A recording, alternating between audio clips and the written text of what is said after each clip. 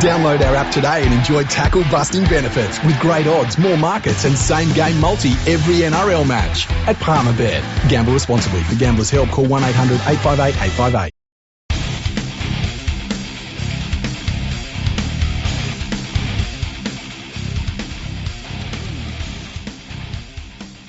Welcome everyone to episode 384 of Fergo and Freak.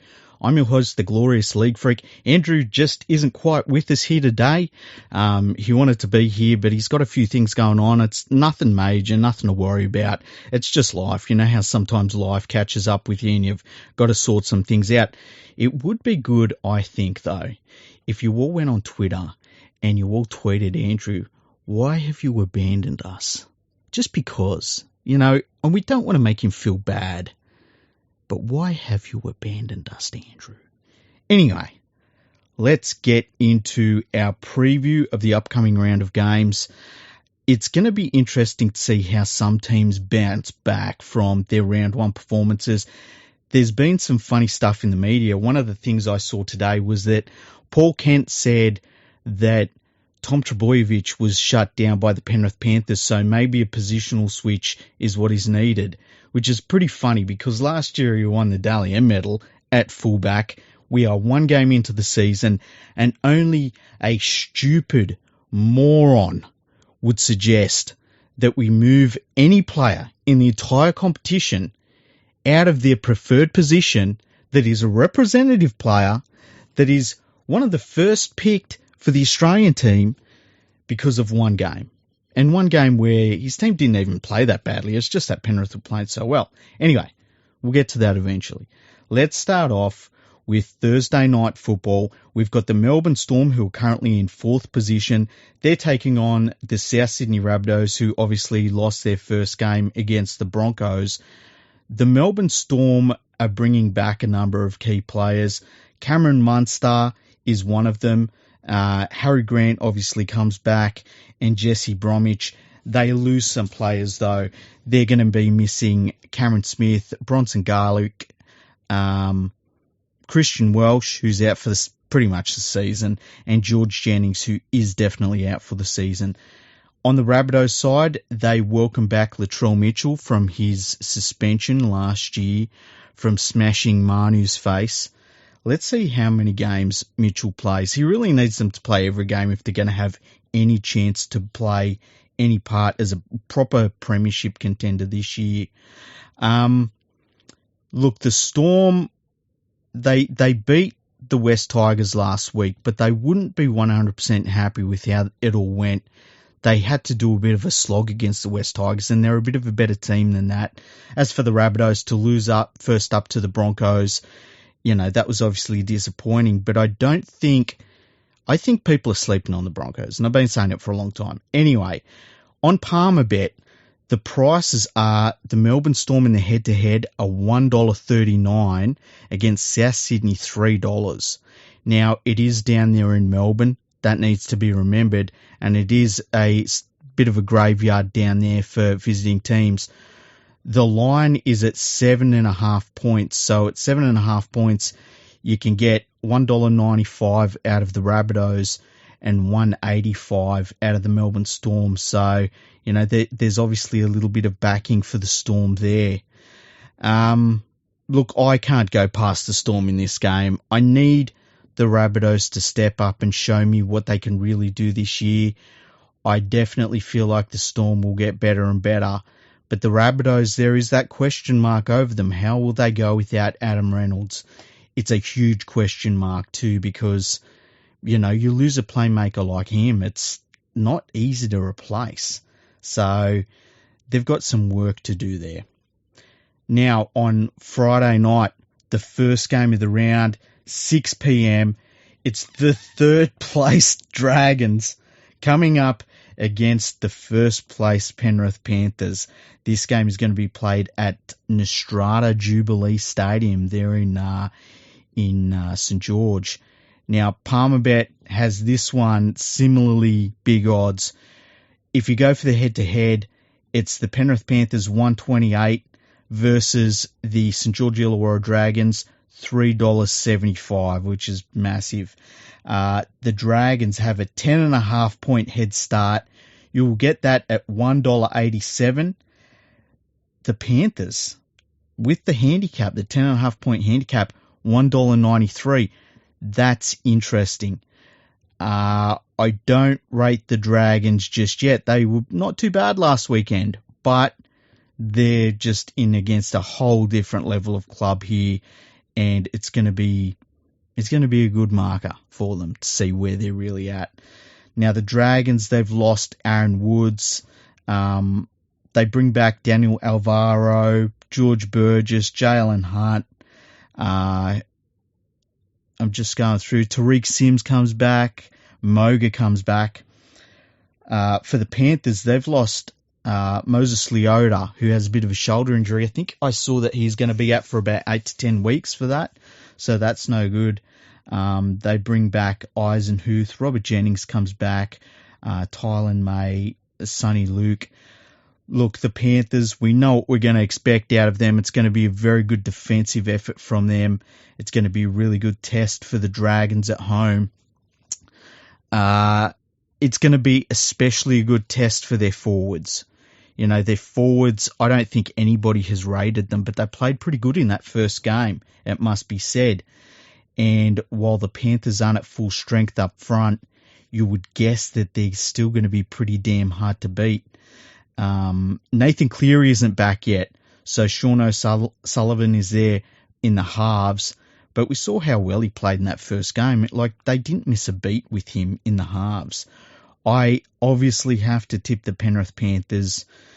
It's going to be a while before they lose a game, I think. So we'll see how that one plays out. Now, the following game after that, so I'm just bringing it up on the NRL website. Now, the following game after that, the Sydney Roosters take on the Seagulls. The Roosters are in 15th place. The Seagulls are in 16th place. So this is a wooden spoon battle early on. Now, this game's been played at the Sydney Cricket Ground. I actually got a message from somebody at the NRL that reminded me that this game had changed venues. Early on when they put out their first draw, this game was going to be played at Central Coast Stadium, and they've obviously moved it to the SCG since. So thank you to the person at the NRL that contacted me about that, and I changed it on my website.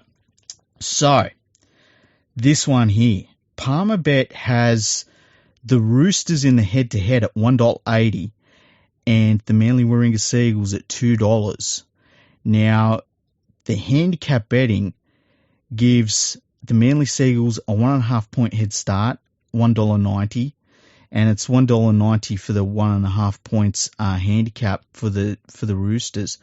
So it's interesting. The punters are kind of a bit split on how this game will go.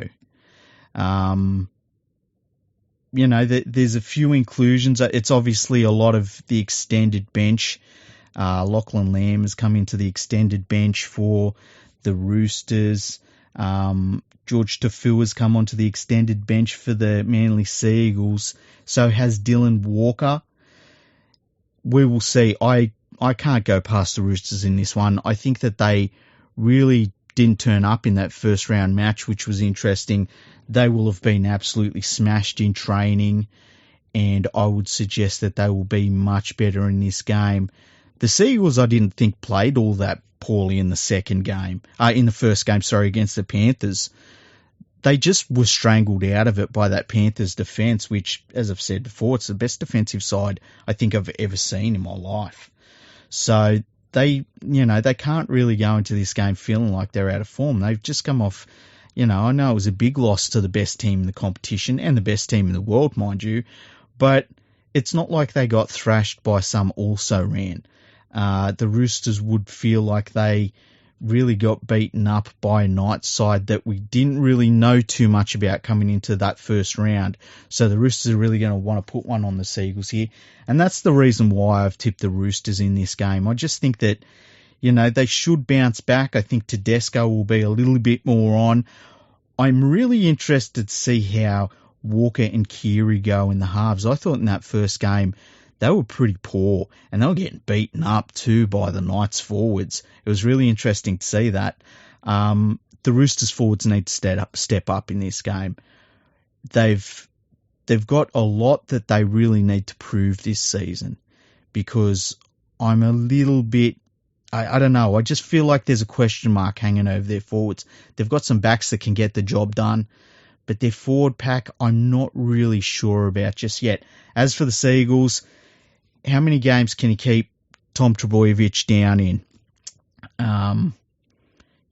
If you were a betting man, you would probably put money on him to be the man of the match in this game. But we will see. Kieran Foran and Cherry Evans, obviously, for the Seagulls, big key there. And once again, I want to see how the Seagulls forwards go. It's funny, for all the talk about the outside backs and the halves and everything for these teams, a lot of the time, the real contenders, it's forward packs that wins you a premiership, because that's where your defence starts. You've got to be able to stop all of these great attacking plays through the middle of the field. And right now, the Panthers are right out there in front of everyone. I think after that, you would have to look at a team like the Storm. And then after that, I think everyone else has a question mark over them. I don't really look at any other forward pack and say, well, yeah, they can get the job done. So games like this, and I know it's very early on, it's a good test for both sides. They can see where they're at, and we'll find out. But I tip the Roosters. I can't go past them in this game. We kick off Saturday night football up there in, let's see where we're at, Seabus Super Stadium. We've got the 10th place Gold Coast Titans taking on the 14th place New Zealand Warriors. Now, the Warriors have a few outs. Dallin Watini-Zalesniak badly broke his thumb. I don't know if you saw the x-rays of his thumb, but a thumb is not supposed to look like that on an x-ray. It was broken straight through and pointing in a weird direction. Sean Johnson is out in this game. He's going to be out for a while too. He's got a bit of a pec strain, and Valia is out as well. There's no outs for the Titans. Now, Palmerbet has the Gold Coast Titans as favourite in the head-to-head for this one. They're at $1.37. Meanwhile, the Warriors are $3.10.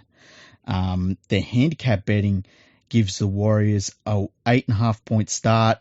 They're at $1.87, and with the handicap, the Gold Coast Titans are at $1.93.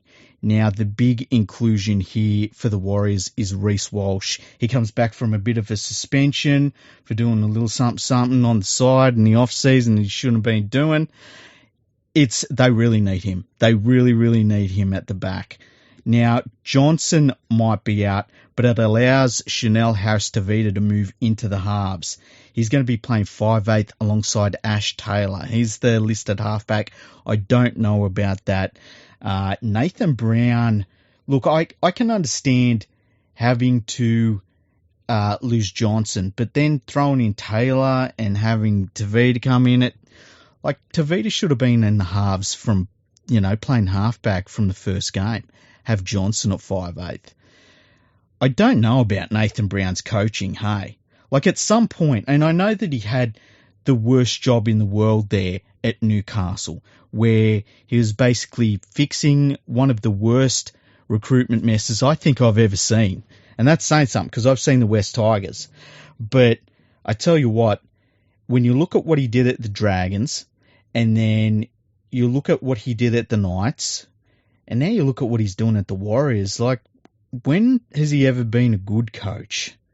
I just don't know. I feel like when the Warriors get back home, that they're going to kind of sit down and say, look, he got the job done while we're away from home. It's time for a change. That wouldn't shock me. And that would mean that, maybe, I don't think he'll get sacked this season, but I think at the end of the season. That's what I would do if I was the Warriors anyway. The Warriors are based up there in Queensland, I believe. I think they're based on the Sunshine Coast, so this isn't a huge trip for them, which isn't too bad. I would have to tip the Titans. The Titans played pretty damn well against the Parramatta Eels last weekend. They had a lot of decisions go against them. They had an opportunity to win that game, and it was like in the last probably half hour, every 50-50 call seem to go against them. So I've kind of got to tip the Gold Coast Titans in this one. Now the next game, Saturday, 5:30 p.m. We have the Granola Sharks, who are in 11th place, taking on said Parramatta Eels, your greatest team ever in March. They're in 7th place. They're playing this at PointsBet Stadium. What's PointsBet Stadium? Is that I think that's the ground that they say is the, let's look it up.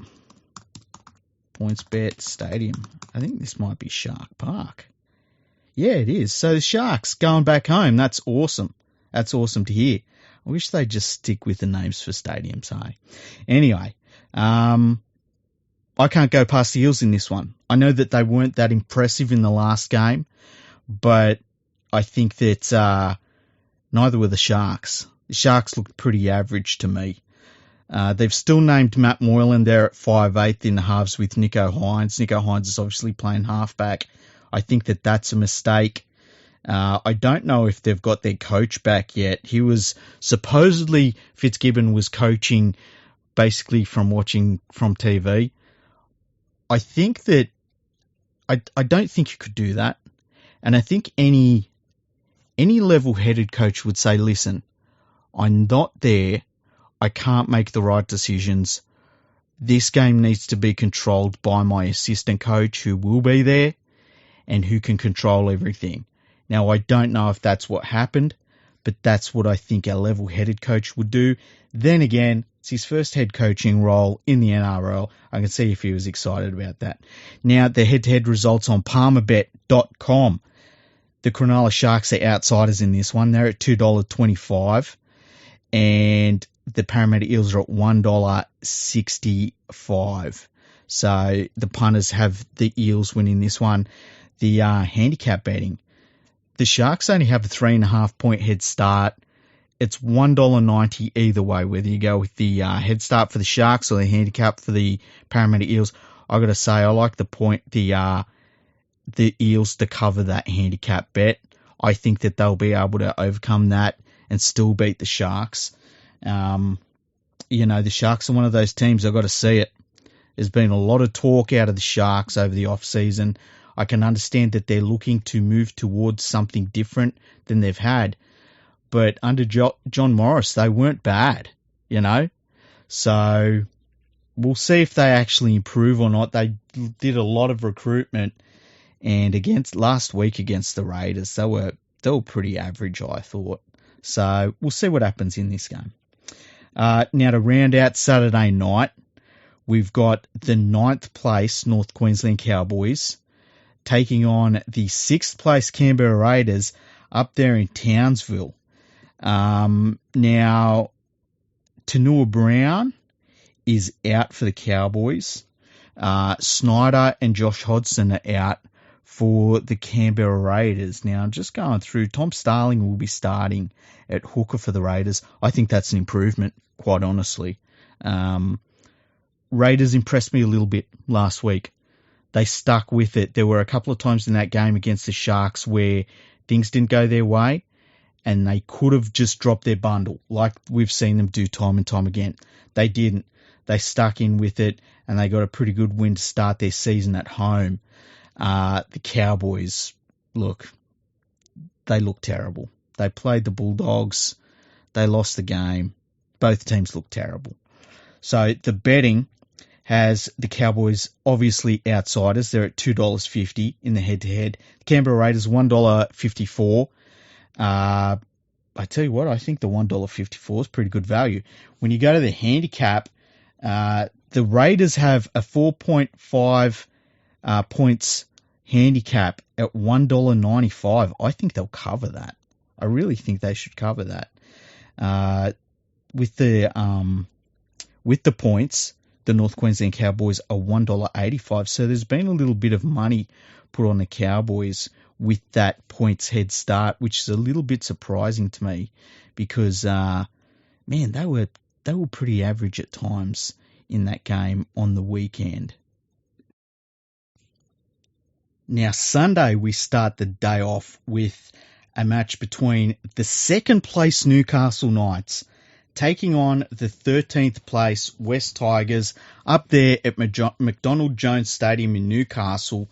This is your 4 p.m. game. So let's have a look at the betting odds first for this one. The Knights are favourites, $1.45 in their head-to-head.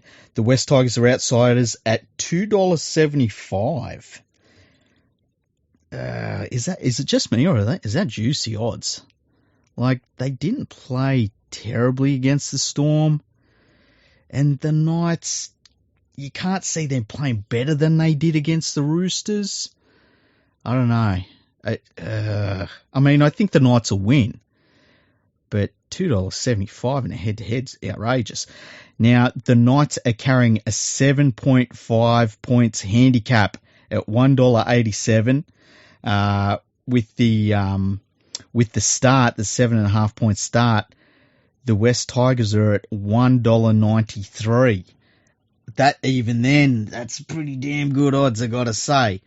Now, there's no big outs for either team. Every team is listing like 37 different ins, but they all name extended benches. It's kind of made all of these team lists a little bit redundant at this point. Callan Ponga is still listed at fullback, so that's interesting. Adam Clune, he played not too bad last weekend, but I still don't think he's the long-term option for them at halfback there. I think they should just move Jake Clifford to halfback, to be honest with you. Across from them, Hastings and Brooks. Every time I'm going to watch Hastings this year, it's going to be a rule. I'm going to be testing him. I'm going to be watching what he does and how he plays, because I think if he has a really good year, they will push Brooks out the door quick smart, because, how many years are we supposed to wait for Brooks to be that halfback that the West Tigers have needed him to be now for years and years and years? As I said, I'm tipping the Knights in this one. I hope it's a really nice day up there in Newcastle. I hope they get an absolutely massive crowd. There's been a little bit of talk about the NRL crowds after round one, and people saying that people don't want to go to the game still because of COVID. It's an interesting one, because I know when I go out, and I'm still being really careful because I don't want to catch COVID still. I know that COVID's just about gone, but I'm still wearing a mask. And I'm seeing that I'm probably in the minority of wearing a mask at the moment. I know when I go into shopping centres, a lot of people are wearing masks, but everywhere else, they're not really wearing masks that much. So I get the whole idea of people not really wanting to be in big crowds and things like that.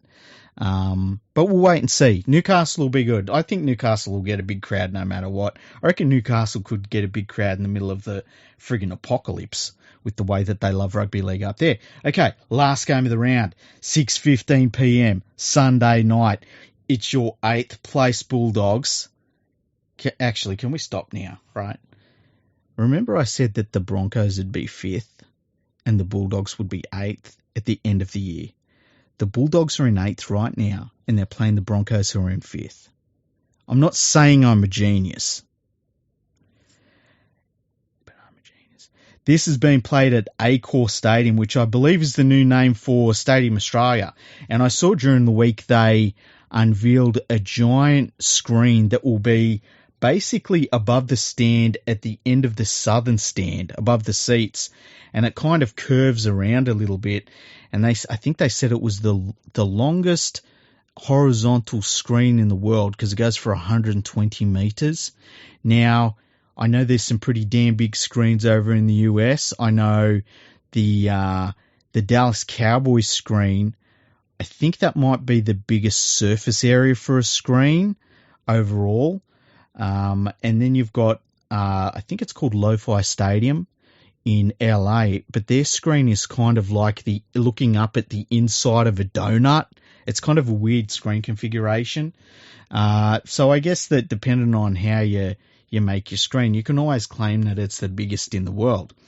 Now, looking at the head-to-head, the Canterbury Bulldogs are outsiders. They're at $2.20 in the head-to-head. The Broncos are at $1.70. I like that. $1.70. The handicap betting, the Bulldogs get a 2.5 point head start. They're at $1.90. The Broncos, they're at $1.90 with the 2.5 points handicap. Now, Adam Reynolds is in for the Broncos. They were good without Adam Reynolds. How will they go with Adam Reynolds?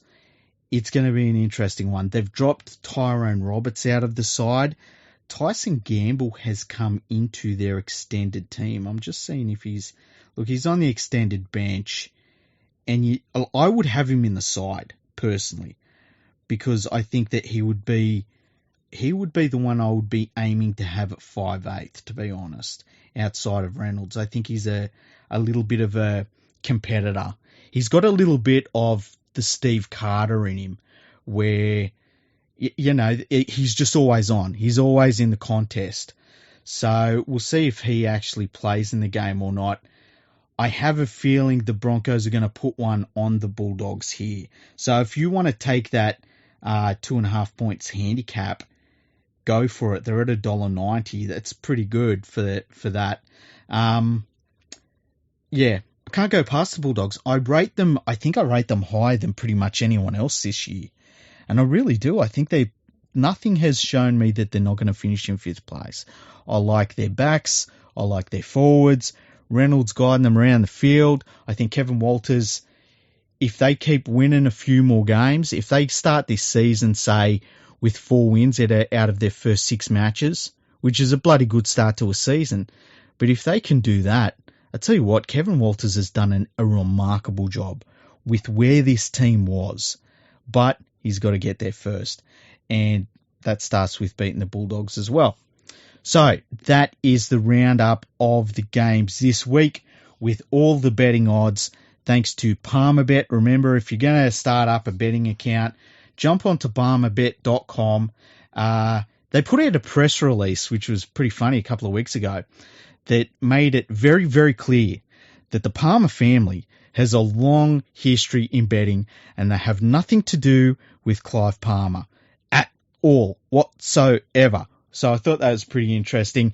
Andrew brought it up in a podcast that we started recording last week, and I was like, dude, we got to stop the podcast. What are you talking about? And then he was like, have a look at this email they sent out. So I thought that was funny. So I'll bring it up right now. Remember Andrew Ferguson, when he used to be on this podcast? Remember to tweet him and say, why did you abandon us, Andrew? What happened? Don't you love us anymore? What's going on, man? We've got a podcast that we're aiming to record tomorrow night. I don't know what it's going to be about. We might look at the news. We probably talk about the game of footy that is on Thursday night between the Storm and the Rabbitohs. And we will read your emails out. So if you've got an email you want to send it in now. podcast@leaguefreak.com. That's the way to do it. Check out leaguefreak.com. Check out fergoandfreak.com, which is our podcast website. Check out leaguefreak.com. I am writing more and more, so you'll see a bit more of that over the course of the year. I've got the full season draw on my website, so if you need to find out who's playing and when, go to leaguefreak.com. The draw's on there. Check out all of our social media stuff. You can find me Twitter. It's League Freak, no space. The Glorious League Freak on Instagram. Andrew's on Twitter. Andrew is AndrewRLP. I need to remember that one because I'm always posting it in the episode details. So anyway, it's not the longest episode today, but you got your preview, and hopefully it helps you with my tipping.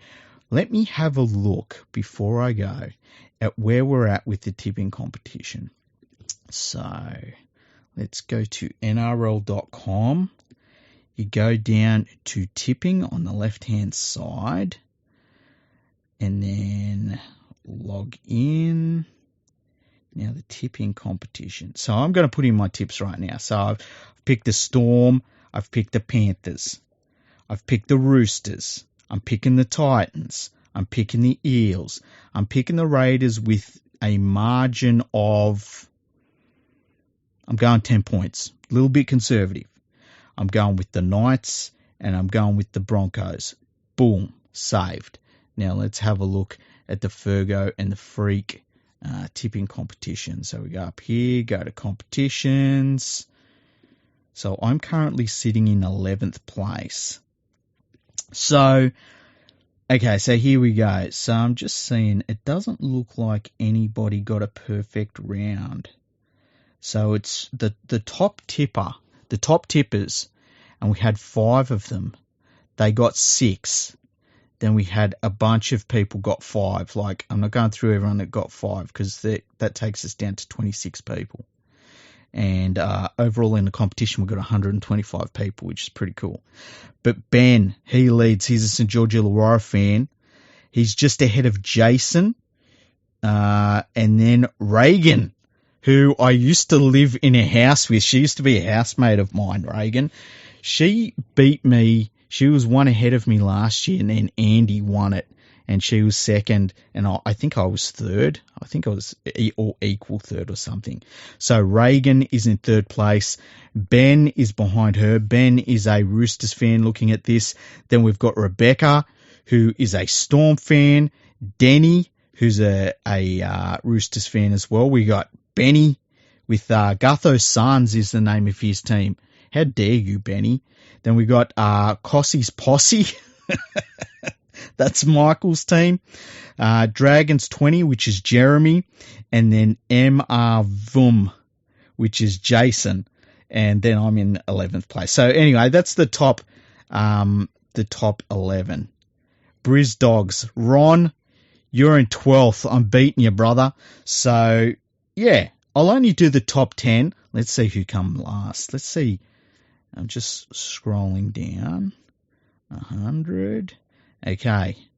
So we had, there's a team called Rookies Below This Line, and it's owned by Troy. And I think he didn't put any tips in because there's no points for him. But then we've got Crazy Storm 86, which is in 125th position. And that's Andrew's team. That's not our Andrew, a different Andrew. And he is on 30 points. I don't understand how that works, though, because it says he got 4 tips right.